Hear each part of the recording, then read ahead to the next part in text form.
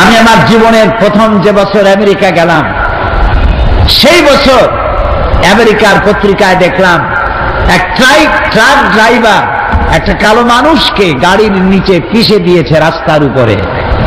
সে গ্রেফতার হলো। তাকে যখন প্রশ্ন করা হলো যে তুমি এই মানুষটাকে ইচ্ছে করে মারলে না অনিচ্ছায়, সে বলল যে আমি বুঝতে পারি নাই, আমার কাছে মনে হয়েছে দূরে যেন একটা কালো টায়ার পড়েছিল, ওইটারে সে মানুষ মনে করেনি, গাড়ির কালো টায়ার মনে করেছে। এটি একটি উপহাস। মানুষ বেচা কিনা হতো, আর এই মানুষগুলি বেচা কিনা হয়ে মানুষের গোলাম হতো। সাদা মানুষেরা কালো মানুষগুলি মহিলাদেরকে কাজের মেয়ে হিসেবে রেখে তাদেরকে অবৈধভাবে গর্ভবতী করত। পেটে সন্তান যখন বড় হতো তখন বন্ধু বান্ধবদের দাওয়াত দিয়ে ড্রয়িং রুমে বাড়িওয়ালা সেই গর্ভবতী দাসীকে ডাকত। দাসীকে চিৎ করে উলঙ্গ করে শোয়াইয়া তার পেটটাকে ছিঁড়ে ফেলা হতো। পেটের মধ্য থেকে বাচ্চা টেনে বের করা হতো। বাচ্চা ছটফট করে মরত, মা ছটফট করে মরত। এই দৃশ্য দেখে পৈশাচিক অট্টহাসিতে বন্ধু বান্ধব নিয়ে বাড়ির মালিক অট্টহাসিতে ফেটে পড়ত।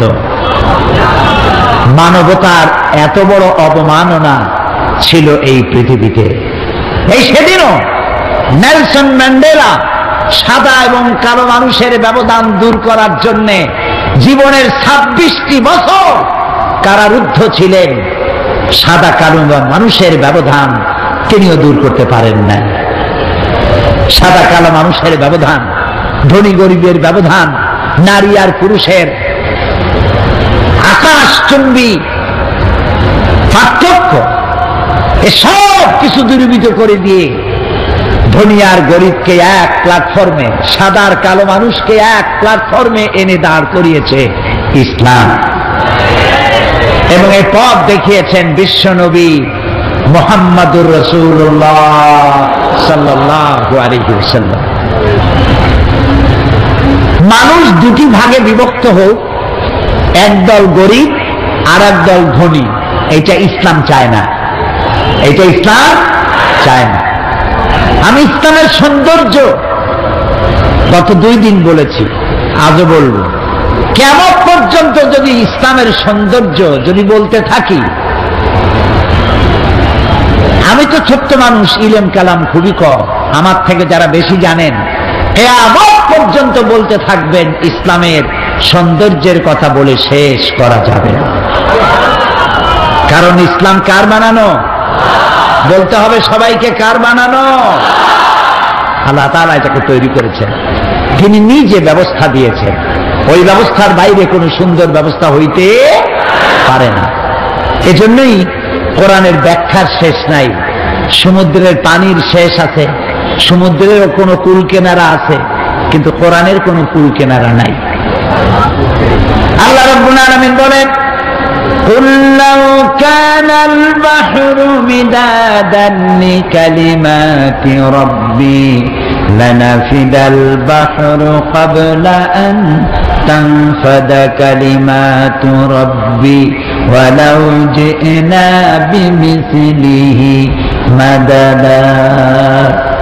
হে নবী, আপনি বলুন, তাম পৃথিবীর সমস্ত সমুদ্র আর মহাসমুদ্রের পানিগুলি যদি কালি হয়ে যায়, আর তাই দিয়ে যদি আমার রবের কালেমার ব্যাখ্যা লেখা যদি শুরু হয়ে যায়, লিখতে লিখতে তাম পৃথিবীর সমস্ত পানিগুলি শেষ হয়ে যাবে, আমার রবের কালিমার ব্যাখ্যা লেখা শেষ হবে না।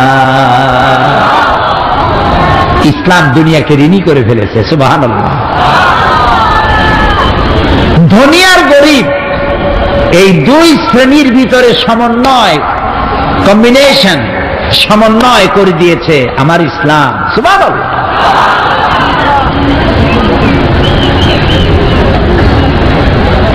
কারণ হচ্ছে কাদাল ফাকরু আন ইয়াকুনা কুফরা। নবী করিম সাল্লাল্লাহু আলাইহি ওয়াসাল্লাম বলেছেন, দারিদ্র মানুষকে কুফরের দিকে ঠেলে দেয়। যে ব্যক্তি ক্ষুধার্ত, তৃষ্ণার্ত, বস্ত্রহীন, তার কাছে পূর্ণিমার চাঁদ ঝলসানো রুটির মতোই মনে হয়। তার কাছে ধর্ম হয় টাকা, তার কাছে ধর্ম হয় রুটি, তার কাছে ধর্ম হয় ভাত, তার অন্য কোনো ধর্ম থাকে না। এই কথা আল্লাহর চাইতে কেউ ভালো বোঝে না।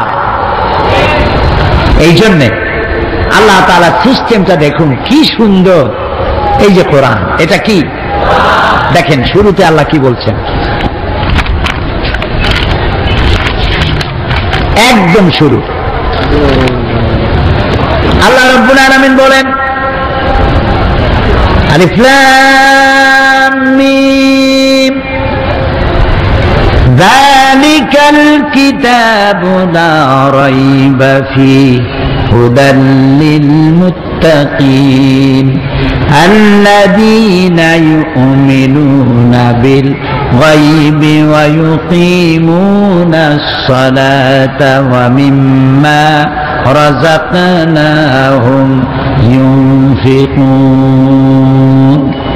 ألف لام ميم سبحان الله سبحان الله সারা পৃথিবীর সমস্ত মানুষের জবানে আল্লাহ তাআলা লাগাই দিয়েছেন। যদি সক্ষম হও বলো আলিফ লাম মিম অর্থ কি? পারবে বলতে কেউ? আলিফ লাম মিম, ইয়াসিন, তাহা, আইন সিন কাফ নুন। সুবহানাল্লাহ। সারা দুনিয়া একত্রিত হবে, বুঝতে পারবে না যে আল্লাহ কি বলতে চাচ্ছেন এখানে। আল্লাহু আ'লামু বিল-মুরাদ। আল্লাহ খুব ভালো জানেন এর অর্থ কি। কিন্তু আমরা যে আলিফ লাম মিম বললাম, শুধু কি 10টা নেকি হইল? আলিফ হারফুন, লাম হারফুন, মিম হারফুন। আমার নবীজি বলেন, যখনই কেউ পড়বে আলিফ লাম মিম, 10টি নেকি লেখা হবে না। যে ব্যক্তি পড়লো আর শুনলো, আল্লাহ রাব্বুল আলামিন সঙ্গে সঙ্গে 30টি নেকি আমলনামায় লিখে দিবেন। যালিকাল কিতাব, এটা হচ্ছে সেই কিতাব যার মধ্যে কোনো সন্দেহ নাই। লা রাইবা ফি, কোনো সন্দেহ নাই। কে বলতেছেন? জোরে বলে, কোনো সন্দেহ নাই। এবার বলেন তো, এই পৃথিবীতে কত লেখক বই লিখলো? অসংখ্য বই লিখেছে। কোন বাপের বেটা আছে পৃথিবীতে যিনি বলতে পারবেন আমি একখান বই লিখছি যে বইয়ের মধ্যে কোনো ভুল নাই? আছে? নাই। এই একখানি কিতাব, যে কিতাবের সাহেব, যে কিতাবের মালিক, তিনি বলেছেন এই কিতাবে কোনো সন্দেহ নেই। সমস্ত বই শুরু হয়, যিনি বই লেখেন তার নিজের দুর্বলতা প্রকাশের মধ্য দিয়ে ভূমিকায় লেখেন। এই বই লিখতে গিয়ে তথ্য এবং তথ্য বানান বিভ্রাট জনিত ভুল থাকতেই পারে। কোন সহৃদয় পাঠক যদি আমাকে জানান, পরবর্তী সংস্করণে পরিশুদ্ধ করতে বাধ্য থাকিবে, ঠিক না? না এরকম লেখে আমি একখান বই লিখছি, ভাইয়েরা আমার, বোনেরা আমার, এইরকম বই পৃথিবীতে কেউ লিখতে পারে না। পারবে কেউ বলতে? এই বইয়ের মালিক যিনি, কে মালিক? সব বইয়ের লেখকরা শুরু করে নিজের দুর্বলতা দিয়ে। এ বইয়ের মালিক যিনি, এই কিতাবের মালিক যিনি, তিনি শুরু করেছেন তার প্রশংসা দিয়ে। শুরুই হলো আলহামদুলিল্লাহি রাব্বিল আলামিন। প্রাণ খুলে পড়েন আলহামদুলিল্লাহি রাব্বিল আলামিন। সমস্ত প্রশংসা রব্বুল আলামিনের জন্য, যিনি নাযিল করেছেন। প্রশংসা শর্ত তার জন্য রিজার্ভ। আপনি প্রশংসা করবেন যার তার, নামাজ নাই, রোজা নাই, আল্লাহ নাই, পরকাল নাই, চিন্তা নাই, নাস্তিক, মুরতাদ, তার প্রশংসা করছেন। ইযা মুজিহাল ফাসিকু ইহতাজ্জাতিল আরশ, যখন কোন ফাসিকের প্রশংসা করা হয়, যে নামাজ পড়ে না, রোজা রাখে না, আল্লাহ বিশ্বাস করে না, এমন লোকের প্রশংসা যখন করা হয়, আল্লাহর আরশ গোসায় থরথর করে কাঁপতে থাকে। প্রশংসার মালিক কে? বলি আল্লাহ, আল্লাহ, আল্লাহ। সমস্ত প্রশংসার মালিক তিনি। আর যে কিতাব দিয়েছেন নির্ভুল। যদি কেউ মনে করে এর মধ্যে ভুল আছে, ঈমান থাকবে? থাকবে না। কোরআনের শুরুতেই আল্লাহ বললেন, এটা মুত্তাকিনদের জন্য হেদায়েত দেবে। মুত্তাকিন কারা? এই যে কোরআনের তাফসীর, কোরআন দিয়া এক আয়াতের তাফসীর আর এক আয়াত। সুবহানাল্লাহ। আমি বিগত অর্ধ শতাব্দী কোরআনের ছাত্র হিসেবে, আমার আন্দাজে মুফাসসির কয়, কি এর মুফাসসির? আমি কোরআনের ছাত্র, তালিবে ইলম। আমার দৃষ্টিতে কোরআনের মতো শ্রেষ্ঠ ওয়াজের কিতাব পৃথিবীতে আর পাই নাই। এটা শ্রেষ্ঠ ওয়াজের কিতাব। ফাযাক্কির ফাইন্না যিকরা তানফাউল মুমিনিন। হে কোরআন দিয়ে ওয়াজ করো, কোরআন স্মরণ করো, কোরআন তেলাওয়াত করো, মুমিনদের ফায়দা হবে। ঠিক এমন কোরআন, ওয়াইযা তুলিয়াত আলাইহিম যাদাতহুম ঈমানা, যখন তেলাওয়াত করা হয়, ওয়াজিলাত কুলুবুহুম, কোরআন শুনবে আর মুমিনের কলিজা কাঁপতে থাকবে। তেলাওয়াত শুনবে, ঈমান বেড়ে যাবে। সুবহানাল্লাহ, সুবহানাল্লাহ। এতগুলো মানুষ পোলাও, কোরমা, বিরিয়ানি খাওয়াবার জন্য বসায় রাখা যাবে? মানুষ কুকুর না যে খাবারের লোভে ঘন্টার পর ঘন্টা বসে থাকবে। এ মানুষ কোরআনের ভিখারি, কোরআনের কাঙ্গাল। আমি সেই জন্য বলি, কোরআনের তাফসীরের নাম শুনে যে জনতা ঢেউ নামে, আল্লাহর কসম সাইদির কোনো কেরামতি নাই। সবটা কেরামতি আল্লাহ তাআলার কোরআনের মুজিজা। কোরআন, কোরআন। আল্লাহ তাআলা এই কোরআনের ভালোবাসা দিয়ে আমাদের কলিজা ভরে দিও। এই কোরআনের নূর দিয়ে আমাদের কবরের অন্ধকার দূর করে দিও। কিয়ামতের দিন এই কোরআন আমাদের জন্য সাফি বানায় দিও। আল্লাহ তাআলা বলছেন, দেখো, এটা মুত্তাকিনদের জন্য হেদায়েত দেবে। মুত্তাকি কারা? আল্লাযীনা ইউমিনুনা বিল গায়ব, যারা অদৃশ্যকে বিশ্বাস করেছে, ঈমান এনেছে। ওয়া ইউকিমুনাস সালাত, আর যারা নামাজ কায়েম করেছে। ওয়া মিম্মা রাযাকনাহুম ইউনফিকুন, আর তাকে যে আমি রিজিক দিয়েছি, ওই রিজিক থেকে সে খরচ করবে, যার নাই তারে দেবে। সুবহানাল্লাহ। কোরআনের শুরুতেই আল্লাহ গরিব মানুষের কথা স্মরণ করলেন, দরিদ্র মানুষের প্রতি ইহসান করলেন। তুমি একা খাইও না, ওদেরকেও দিও। কোরআনে কারীমের মধ্যে আল্লাহ তাআলা যত জায়গায় বলেছেন আকিমুস সালাত, সম্ভবত তত জায়গায় বলেছেন ওয়াতুজ যাকাত। কারণটা কি? কারণটা হলো, আপনি নামাজের ফজিলত বয়ান করেছেন হৃদয় গ্রাহী করে, কোরআন এবং হাদিস দিয়ে। একটি লোক দুদিন না খাওয়া, আপনার ওয়াজে নামাজের প্রতি আকৃষ্ট হয়েছে ঠিকই, উযু করে নামাজ পড়তে দাঁড়ায়ছে ঠিকই, কিন্তু তার পেটের মধ্যে ক্ষুধার যন্ত্রণা। তার চোখের সামনে বিবর্ণ স্ত্রীর চেহারা, ক্ষুধার্ত পেট তার স্ত্রী, ছিন্ন বসনা স্ত্রী, কাপড় চোপড় ছেঁড়া, তার পেটে খাবার নাই। সন্তানগুলি ক্ষুধার জ্বালায় চক্ষু দুটো কোটারগত হয়েছে, তাদের ক্ষুধার আর্তনাদ তার কানের মধ্যে আসতে থাকে। ও নামাজের মধ্যে খুশু খুদু হতে পারে না, আগ্রহ নামাজে বসতে পারে না। সে তো মানুষ, সে তো ফেরেশতা না। এই কথাটা আল্লাহ সব থেকে ভালো বুঝলেন। সুবহানাল্লাহ। এই জন্য আল্লাহ তাআলা বলেছেন আকিমুস সালাত ওয়া আতুজ যাকাত, তার অর্থই হলো নামাজ প্রতিষ্ঠা হতেই পারে না যাকাত ভিত্তিক অর্থ ব্যবস্থার সুষম বন্টন নীতি ব্যতিরেকে। ইকুয়াল ডিস্ট্রিবিউশন, ইনসাফ ভিত্তিক বন্টন ব্যবস্থা থাকতে হবে, সবার কাছে খাবার পৌঁছে দিতে হবে। আপনারা কি মনে করেন এই বক্তব্যটা কোনো দার্শনিক বা রাজনৈতিক নেতার, যে মানুষের? না, আগেই না, এখন কেন, শুনিয়ে তো নেবেন।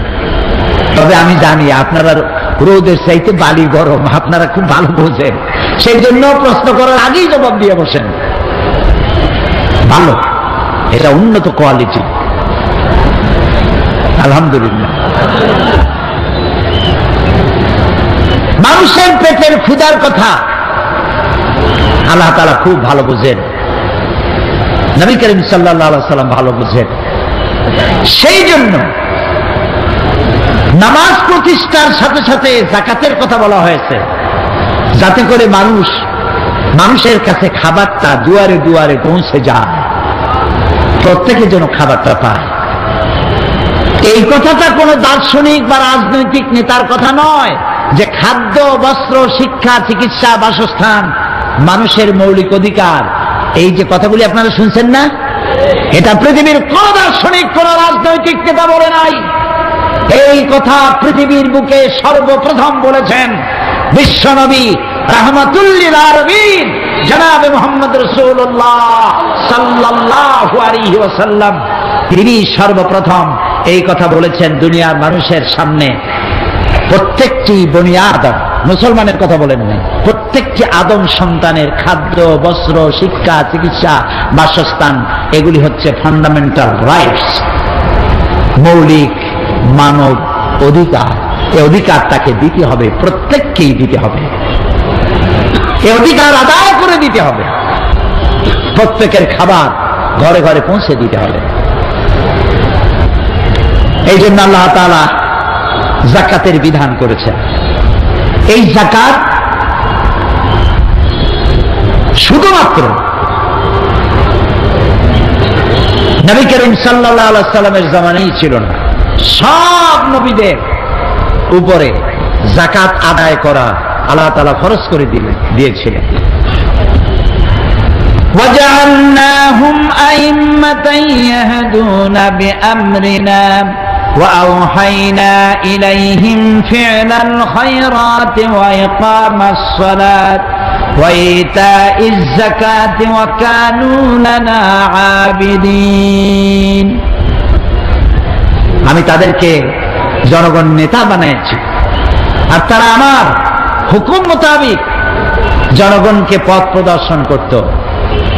আমি তাদের কাছে ওহী করেছিলাম কল্যাণমূলক কাজ করার জন্য, সালাত কায়েম করার জন্য, আর যাকাত পরিশোধ করার জন্য। যাকাত আদায় করতে হবে। যাকাত আর সুদ দুইটার মধ্যে আকাশ আর জমিনের পার্থক্য, বোঝেন কথা? আরেকটি কথা বলে নেই, আল্লাহ যা যা বানিয়েছেন শয়তান তার উল্টা আরেকটা বানাইছে। এটা জানেন কিনা? শয়তান তো আসলেই শয়তান, খাঁটি শয়তান। আল্লাহ তাআলা তিনি পৃথিবীতে দিলেন খেলাফত। কি দিয়েছিলেন? খেলাফত। শয়তান দিল মুলুকিয়া, রাজতন্ত্র। আল্লাহ দিলেন খেলাফত, শয়তান দিল রাজতন্ত্র। আল্লাহ তাআলা অর্থনৈতিক সুবিধা দেওয়ার জন্য, ইকুয়াল ডিস্ট্রিবিউশনের জন্য আল্লাহ দিলেন যাকাত। শয়তান বানাইল কি? সুদ। আল্লাহ তাআলা পৃথিবীর মানব মণ্ডলীকে সুখী সমৃদ্ধশালী করার জন্য জীবন ব্যবস্থা হিসাবে দিলেন কি? মাশাআল্লাহ, এই তো বুঝে ফেলেছেন। কি দিলেন? ইসলাম। শয়তান এর উল্টা মানুষের সামনে দিল ধর্মনিরপেক্ষ মতবাদ। ধর্মনিরপেক্ষ মতবাদ কার আবিষ্কার? জোরে বলে। আর ইসলাম কার? আল্লাহ তাআলা। আল্লাহ তাআলা তিনি দিলেন ইসলাম, আর শয়তান দিল ধর্মনিরপেক্ষ মতবাদ।